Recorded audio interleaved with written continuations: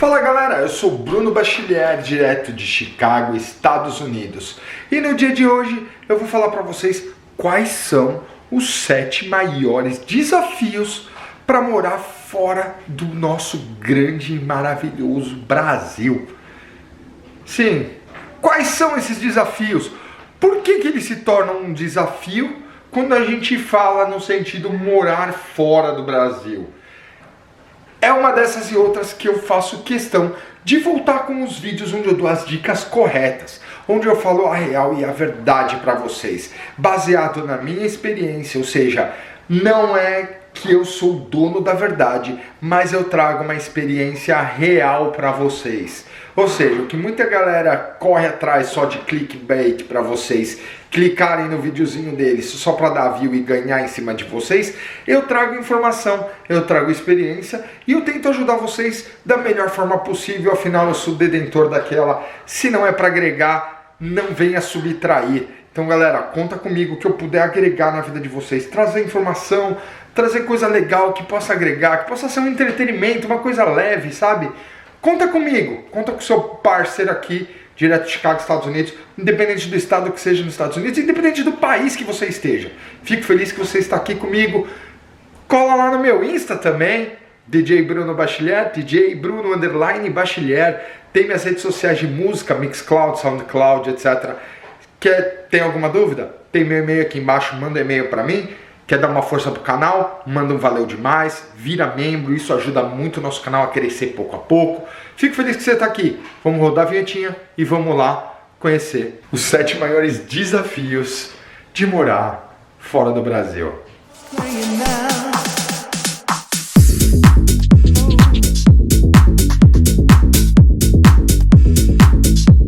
Fala galera, fico feliz aí que vocês estão aqui. Gravando hoje aqui direto de casa, nada melhor do que o conforto da nossa casa, ainda mais para inspirar a nossa criatividade, não é? O dia de hoje a gente vai falar quais são os 7 maiores desafios de se morar fora do Brasil. Como eu já falei na introdução, chamei vocês aí para dar aquele likeão, para ajudar a gente, mas a gente vai direto para o assunto. São 7 pontos, eu vou começar enumerando de 1 a 7. O 7º é imprescindível que você fique até o final, porque é no 7º que a gente vai debater uma coisa que é muito importante e muito triste ao mesmo tempo que acontece com os brasileiros. Dito isso, a gente vai começar. Primeira razão do qual é um grande desafio morar fora do Brasil. O número 1 eu coloquei como idioma. Eu vou começar já com uma coisa bem polêmica. Polêmica por quê? Porque quando eu falo idioma, muitos brasileiros têm a mania de querer viajar para outro país e querer manter só o português. Não, eu consigo me virar em português, eu entro em contato com a comunidade brasileira local e eu vou ficar lá só no português, vou me virar assim. Uma coisa que a gente tem que pôr na nossa cabeça quando a gente escolhe mudar de país, sair da nossa zona de conforto para poder angariar, seja um futuro melhor, seja uma coisa melhor para nós mesmos, ou até mesmo pessoas que vêm estimuladas, que saem estimuladas do país para propiciar um futuro melhor para os próprios filhos. Se abdicar de si mesmo, abdicar de sonhos, de coisas que você idealizou para você poder propiciar para o seu filho crescer cada vez mais. Afinal, os nossos filhos são como flechas na nossa mão. Deus põe nossos filhos nas nossas mãos para que a gente atue como flechas, que a gente pegue e lance ele o mais longe possível, que ele consiga angariar e conquistar coisas muito maiores do que a gente já conquistou. Ou seja, se você conseguir fazer isso pelo seu filho, mostra o tamanho do sucesso que você foi na vida de uma pessoa. E é assim, no caso nosso, que a gente enxerga a vida, ou seja, a gente vai tentar propiciar o melhor para os nossos filhos. E é por isso que eu passo para vocês. Idioma é uma coisa muito importante, no sentido, eu escolhi morar nos Estados Unidos, eu tenho que aprender a língua inglesa. Putz, é difícil de entrar na cabeça, Bruno, é muito complicado. Eu entendo, é muito difícil quando nós brasileiros temos dificuldade com a nossa própria língua, nós falamos errado a nossa própria língua, nós usamos variações de linguagem onde, sabe, não cabe. E imagina então falar uma outra língua fluente, perfeito. Eu sei que não vai rolar, eu sei que não vai ser perfeito, mas o mínimo de esforço que seja o possível para você conversar com as pessoas do país, que seja para você conquistar um trabalho legal e conseguir prosperar, é o mínimo que você pode fazer. É um esforço aprender. Tem diversos modos de aprender idiomas. Se vocês quiserem saber mais, pode deixar um recadinho aqui nos comentários. Eu posso de repente fazer depois um vídeo focado só em idiomas. E o segundo maior desafio, não que ele seja um primeiro maior, mas é o segundo ponto, vamos pôr pontos para não falar que é ordem de crescente, de mais difícil, que não foi assim que eu classifiquei. O segundo ponto que eu coloquei é comida/produtos brasileiros. A gente sabe que a nossa culinária é muito rica, é muito saborosa, tem muita coisa boa na culinária brasileira. E por que eu falo que é um grande desafio? Porque nem sempre você vai encontrar todos os produtos que você quer à venda. Nem sempre vai ser tão fácil. Por exemplo, eu vou dar um exemplo claro. A minha esposa, ela é apaixonada por aquele pãozinho francês. A gente mora há 6 anos nos Estados Unidos, quase 7 já.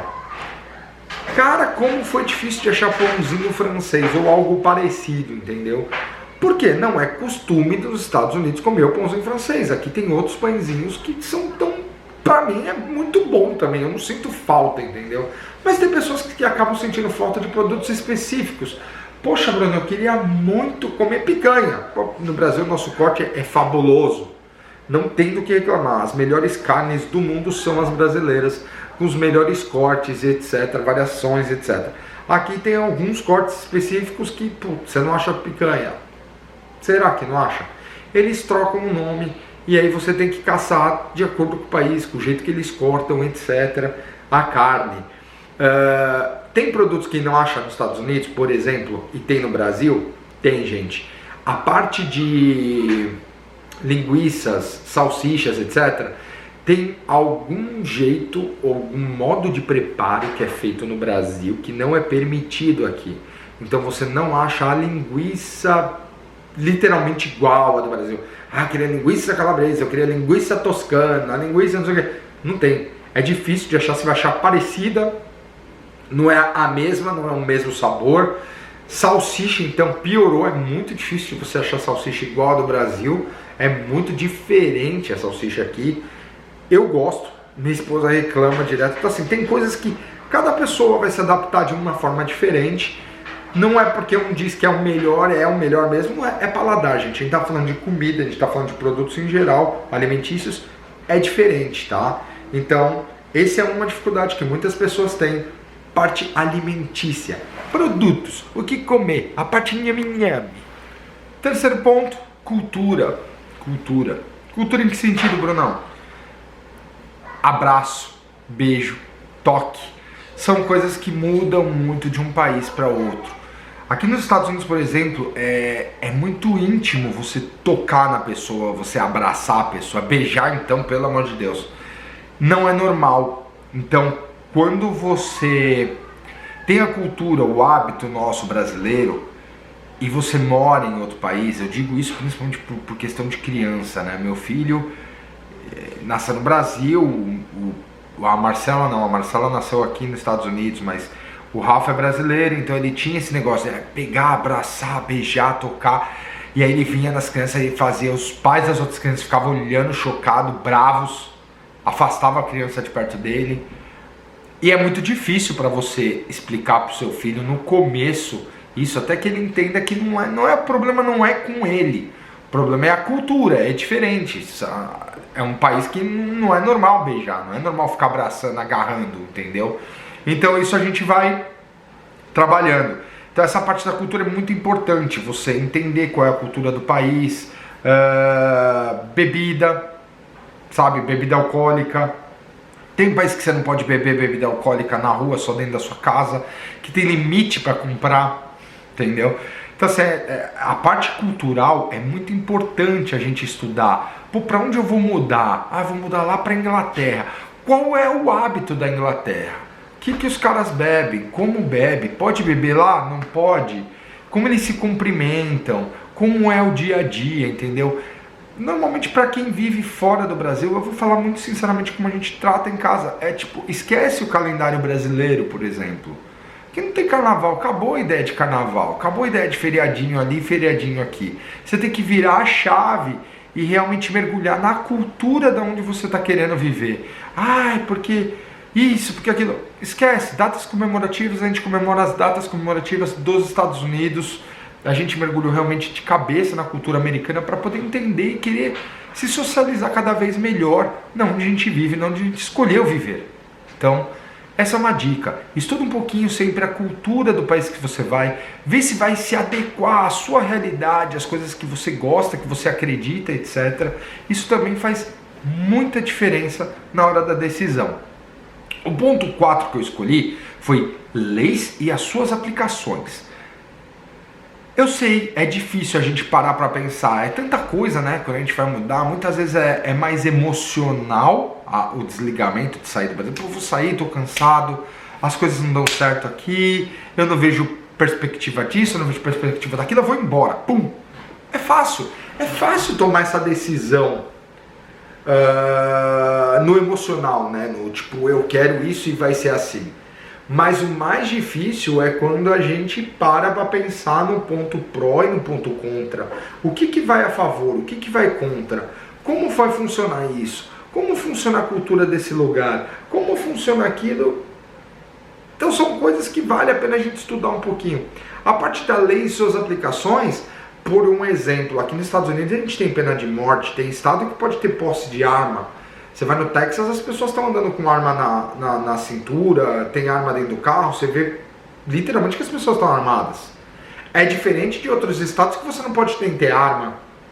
Você entende? Então a gente está falando, por exemplo, dos Estados Unidos, são 50 estados, onde praticamente, se você parar para pensar, cada estado é como se fosse um mini país.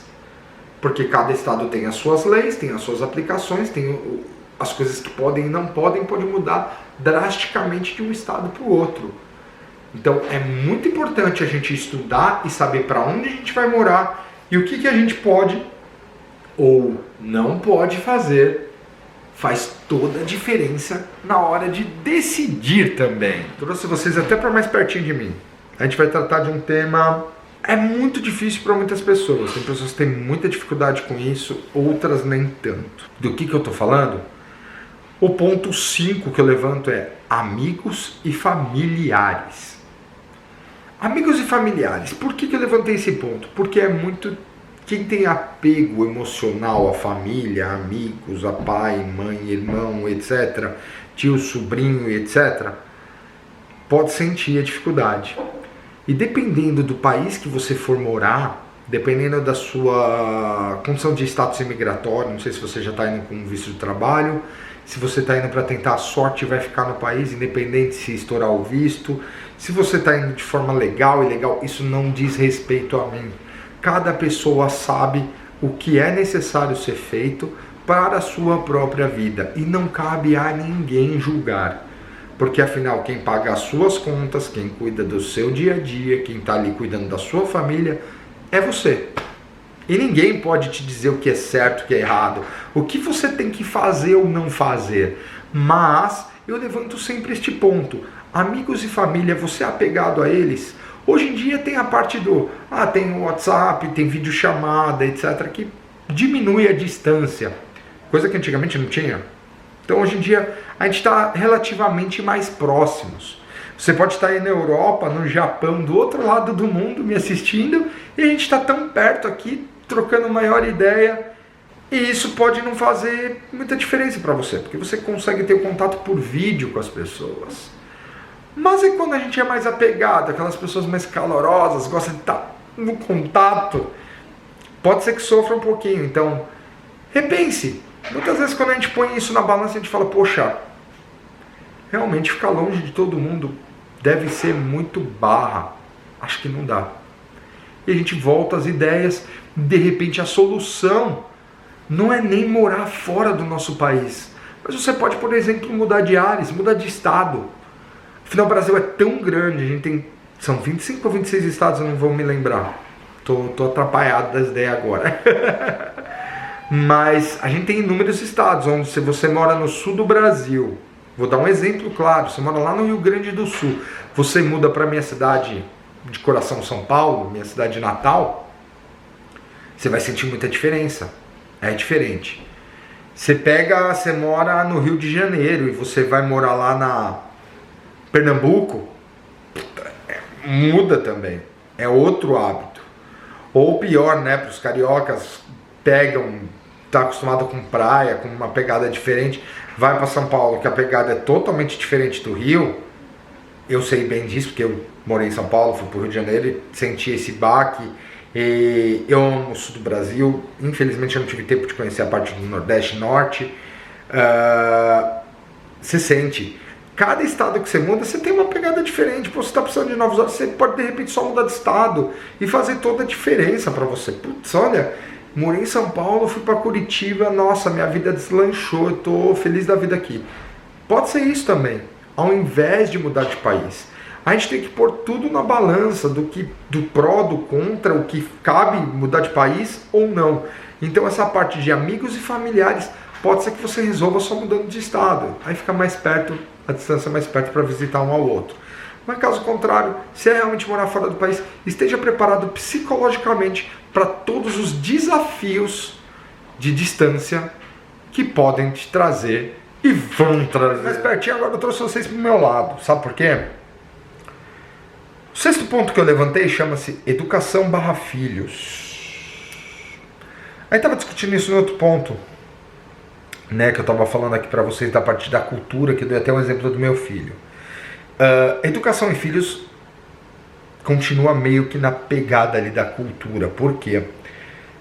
Você vai trazer seus filhos para cá. Vou dar um exemplo claro dos Estados Unidos, que foi o que eu vivi. Meu filho brasileiro, falava português, estava começando a ser alfabetizado, estava indo para a escolinha, tudo, e de repente ele veio para cá. E eu já estava introduzindo, nos Estados Unidos, onde a gente vai morar, não fala caminhão vermelho, fala red truck. Aí ele olhava para mim e falava, não é red truck, pai, é caminhão vermelho. Eu, tá bom. Mas o mais importante, eu já estava plantando na cabeça dele as palavrinhas diferentes. Os videozinhos que cantavam musiquinhas legais em inglês, tá? E isso é legal, porque você vai preparando a criança já para uma nova realidade. Quando chega aqui, ela vai para a escola, a gente tem que pensar o seguinte, se é uma criança é igual uma esponja, eles vão absorver aquilo muito rápido, muito fácil, muito mais fácil do que a gente. Então assim, não tem tanta preocupação, tá? A sua preocupação vai começar a chegar no ponto em que, eu vou dar um maior exemplo. Quando eu mudei pra cá, meu filho tinha 2 aninhos e pouquinho, bem pouquinho, 2 anos e 2 meses, alguma coisa assim. Hoje ele já está prestes, vai fazer 9 anos esse ano. E aí agora chega ao ponto que você vai conversar com ele e ele prefere falar em inglês do que português. Ele sabe as palavras em inglês, mas não sabe em português. E você tem que traduzir para ele. Ele fala bem o português, mas tem coisas que ele para e fala enrolando, sabe? Tipo, vai falar tá conversando aqui em português, do nada ele solta uma palavra em inglês no meio, porque ele não sabe como encaixar aquela palavra em português, ele não sabe a palavra. Então essa parte é a hora que a gente tem que estar preparado, porque vai chegar um ponto que nossos filhos vão querer falar o quê? Só o idioma de onde ele vive. Porque é mais cômodo, todos os amiguinhos, todas as famílias dos amigos, todo mundo que está em volta dele só fala inglês. E ele vai olhar para você e falar, não, eu não quero mais falar português, por exemplo. Eu estou preparado para esse momento chegar. Mas é aquela hora que você tem que estar ensinando ele a sua língua materna. O português. Eu faço questão de, dentro de casa é só português. Fora de casa é só inglês. Mercado, etc, não sei o que, tem hora ou outra que eles preferem falar em português, eu deixei à vontade, não imponho, tem que ser assim. Mas, essa parte de educação em filhos, por exemplo, eu estou muito mais tranquilo aqui do que no Brasil. Eu vejo como o ensino é pegado, sabe? Puxado mesmo. E eles estão indo. E quando eles sentem que a criança tem dificuldade, eles mandam uma carta pra gente, avisando, seu filho está com dificuldade nisso e nisso e nisso. Nós vamos colocar um professor de reforço nele. E fica um professor em cima dele malhando, até ele melhorar, até ele chegar no nível da galera. E aí você vê o como a criança desenvolve. Isso é sensacional. A educação fora do Brasil realmente me surpreendeu gigante. Eu sabia que era muito bom, mas hoje eu sinto orgulho de ver como meu filho tem se desenvolvido e tem se dado bem na escola. Isso é sensacional. É uma das coisas que a gente queria muito propiciar para os nossos filhos, sabe? Uma educação de qualidade, que eles pudessem ter uma vida mais tranquila, etc. E graças a Deus a gente consegue propiciar isso. Não que no Brasil você não consiga, mas tem aquela ressalva. Hoje as escolas públicas do Brasil têm um nível muito baixo, se a gente comparar numa particular. E qual é o custo de uma escola particular? O quanto você investe ali, que você gasta de grana do seu orçamento, que normalmente é muito apertado o orçamento brasileiro, e eu sei muito bem disso, porque eu morava aí. Não tinha condições de pagar uma escola particular, gente. Sabe, é uma realidade, mas difícil. É fácil para uns, mas para a grande maioria não é fácil. Então é outro ponto que fica normalmente numa reflexão. Parte da educação e o que a gente quer para os nossos filhos. Deixa aqui no comentário o que você pensa nessa parte de filhos e educação. Eu quero saber a opinião de vocês. Chegamos ao 7º ponto. Esse, de uma certa forma, por que eu falei que ele seria polêmico e que vocês tinham que ficar aqui até o final do vídeo para a gente debater esse 7º ponto? O 7º ponto eu intitulei como informações equivocadas. Poderia ser colocado como boi na linha? Não sei. Como vocês preferirem também. Porque informações equivocadas é um belo de um desafio para quem mora fora do Brasil. Eu vou resumir de uma forma muito simples. No Brasil, existem pessoas boas, pessoas ruins. Nos Estados Unidos existem pessoas boas e pessoas ruins. Todo lugar do mundo tem pessoas boas e tem pessoas ruins. Todo lugar do mundo tem. Não adianta falar que não tem, é mentira, é mentira.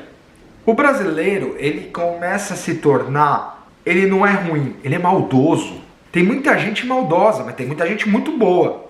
Tem muita gente que quer te ajudar, mas tem muita gente que quer ver você voltar, entendeu? Quando eu falo isso é por causa das informações incorretas. Muita gente adora fazer vídeo e vou te dar conselho, vou te dar uma assessoria, vou te dar uma consultoria, coach disso, coach daquilo, e o cara só quer arrancar seu dinheiro o máximo que ele conseguir e te afundar. E ver você fazer aqueles vídeos de eu vou voltar pro Brasil, os Estados Unidos não é pra mim.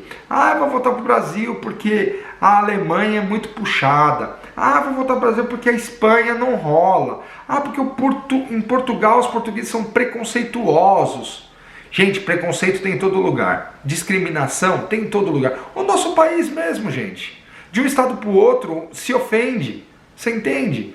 Então assim, isso vai ter em todo lugar. Isso não é motivo para chorar, pôr o rabo entre as pernas e voltar. Ou mudar, ou sei lá o quê. Mas é motivo para você estar atento de onde você está tirando a informação. Quem que está te dando esses esclarecimentos? Qual é a pessoa que está te trazendo isso? Por quê? Tem muita gente no YouTube, Instagram, etc, traz informações totalmente equivocadas. É muito mais fácil você pegar uma informação que você pegou, seja no meu canal mesmo. Tá em dúvida do que eu estou passando para vocês? Pega a informação, bate no site, joga no Google, joga em sites governamentais dos lugares também, busca informação com advogado, com isso, com aquilo. Gente, informação hoje a gente tem vários meios de encontrar. Não é só assistir um canal A ou canal B e já era, eu já sei tudo, porque eu já passei por isso. De ter gente me chamar no WhatsApp, foi no WhatsApp, até me lembro, não vou citar nomes, não vou falar nada, gente, nem da onde é. A pessoa estava no Brasil, óbvio. A pessoa me perguntar alguma coisa daqui, eu responder, a pessoa me retrucar. Não, você não sabe o que você está falando, eu vim em tal canal, o cara já falou isso. Eu, brother, não é bem assim. Mano, eu já sei de tudo, daí. É assim, é assado. Aí eu olhei, pensei, a informação estava toda errada, gente. Era literalmente, sabe aquela informação que é para a pessoa chegar, quebrar a cara bonito, dar todo o dólar que ela trouxe para aquele cidadão e a pessoa voltar para o Brasil com o rabo entre as pernas, porque não ia ter como se manter, porque as informações não estavam corretas. Eu olhei, eu ouvi, tentei replicar, no tipo, olha, você tem que rever isso aí, Porque não é bem assim. Na hora que eu falei não é bem assim, o cara ficou, não, porque o fulano mora aí não sei quanto tempo, porque o cara não sei o que, babá. Falei, beleza, brother, tira suas dúvidas com ele, vai lá, fala lá com ele que o cara vai te ajudar. Essa pessoa sumiu e essa pessoa já voltou pro Brasil. Durou 3 meses aqui. Eu acho que deve ter sido os 3 meses suficientes para a pessoa dar uma consultoria aqui nos Estados Unidos, uma ajuda aqui e depois tirar todo o dinheiro da pessoa, a pessoa fica lascada porque pagou isso, pagou aquilo, não conseguiu trabalho, não conseguiu lugar para ficar, não conseguiu isso e aquilo. Qual é a única chance que a pessoa vê? Remarcar a viagem que tinha, passagem de volta e voltar para o Brasil, cara. Pois é, acontece.